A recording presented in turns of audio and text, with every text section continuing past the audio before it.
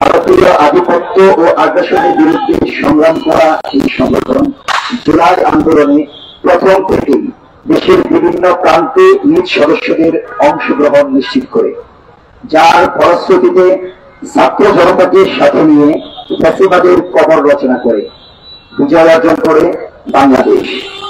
জুলাই পরবর্তী দেশ গঠনে আইন শৃঙ্খলা পরিস্থিতি নিয়ন্ত্রণের জন্য ট্রাফিক, যাত্রী সেবা, বাজার মনিটরিং সহ সেবামূলক কাজে নিজেদের যুক্ত রাখে জুলাইয়ের তরুণ সদস্যরা।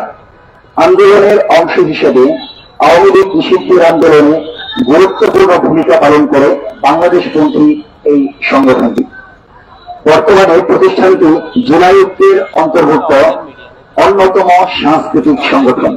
দেশের চলমান রাজনৈতিক পরিস্থিতিকে সামনে রেখে আজকের সংবাদ সম্মেলনে জুলাইয়ের তরুণ মূলত তিনটি দাবি উত্থাপন করছে।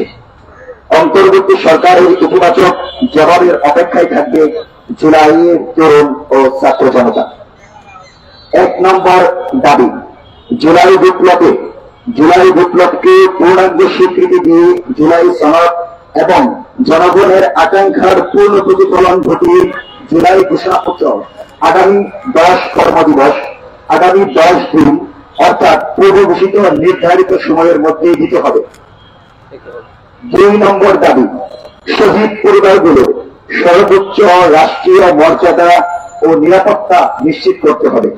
পাশাপাশি আহত বিপ্লবীদেরকে অতি দ্রুত চিকিৎসার ব্যবস্থা করুন, তাদের কর্মসংস্থান ও স্থায়ী পুনর্বাসন জাতির সামনে পেশ করা বর্তমান সরকারের প্রথম এবং প্রধান দায়িত্ব বলে তরুণ মনে করছে। ৩ নম্বর দাবি, নির্বাচনের তফসিল ঘোষণার পূর্বেই জুলাই কেন্দ্রিক সকল বিচার সুষ্ঠুভাবে শেষ করতে হবে, নচেত তফসিল বিপ্লবীদের জন্য হুমকির কারণ হয়ে দাঁড়াবে। মৌলিক সংস্কার পরবর্তী নির্বাচনে জনগণের পূর্ণ আকাঙ্ক্ষার প্রতিফলন ঘটাতে পারে বলেই তরুণ বিশ্বাস করে। আজকের সংবাদ সম্মেলনের লিখিত বক্তব্য এখানেই শেষ করছি। জুলাইয়ের বিপ্লব জিন্দাবাদ, জিন্দাবাদ। জুলাই আমার প্রেরণা, দিতে হবে ঘোষণা। আগত সকল সাংবাদিক বন্ধুদেরকে অসংখ্য ধন্যবাদ। সম্মানিত সাংবাদিকবৃন্দ, আজকের অনুষ্ঠানের প্রধান অতিথি জুলাইয়ের তরুণের সম্মানিত প্রেসিডেন্ট, 18 সাল থেকে কোটা বিরোধী আন্দোলন থেকে আজ পর্যন্ত রাজপথের লড়াকু সৈনিক, ঢাকা বিশ্ববিদ্যালয়ের আইন বিভাগের সাবেক শিক্ষার্থী, তরুণের সম্মানিত প্রেসিডেন্ট মারিয়া আপুকে আজকের অনুষ্ঠানের সমাপনী বক্তব্যের জন্য সবিনয় অনুরোধ করছি।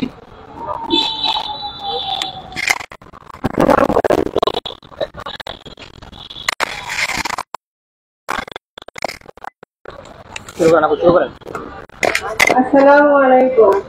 আশা করি আপনারা সবাই ভালো আছেন। আমরা এই অন্তর্বর্তী সরকারের কাছ থেকে ভালো কিছু আশা করছি, যেন আমাদের শহীদ পরিবারগুলো এবং আহত যোদ্ধারা ভালো মূল্যায়ন পায়।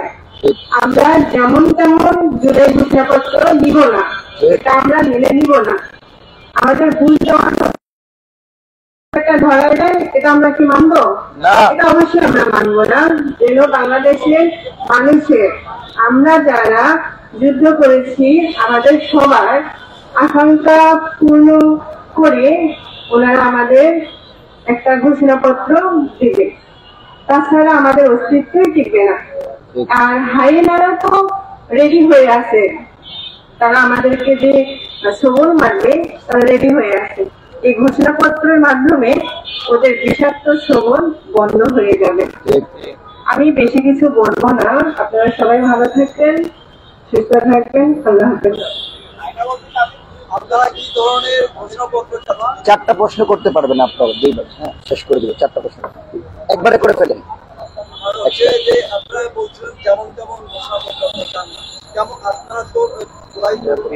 পক্ষে জনগণের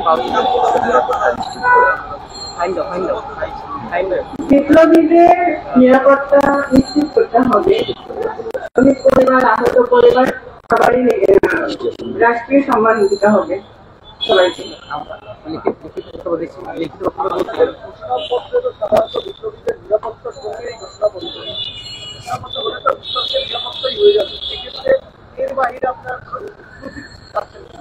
না, আমরা প্রথম থেকেই বলছি যে জুলাই আমার প্রেরণা দিতে হবে ঘোষণা। এখন প্রশ্ন আসছে ঘোষণা কি হবে? আমরা বলছি ঘোষণা তাই হবে যেটা জুলাইয়ের পালসকে ধারণ করে, যেটা জনগণের আকাঙ্ক্ষার পূর্ণ প্রতিফলন ঘটায়। জুলাই বিপ্লবীদের নিরাপত্তা নিশ্চিত, জুলাই আন্দোলনকারীদের আমরা দেখছি পথে ঘাটে আক্রমণের শিকার হচ্ছে। এই ধরনের আক্রমণ যেন বাংলাদেশে কখনো না হয়, সেজন্য আমরা জুলাই সনদে সম্পূর্ণ বিপ্লবীদের নিরাপত্তা চাচ্ছি। আহত বন্ধুত্ব বরণকারী এবং শহীদদের রাষ্ট্রীয় সম্মান চাচ্ছি।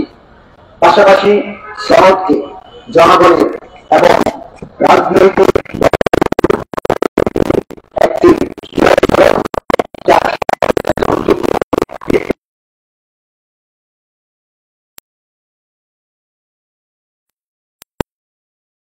এই জুলাই সনদ, এটাই আমাদের প্রত্যাশা।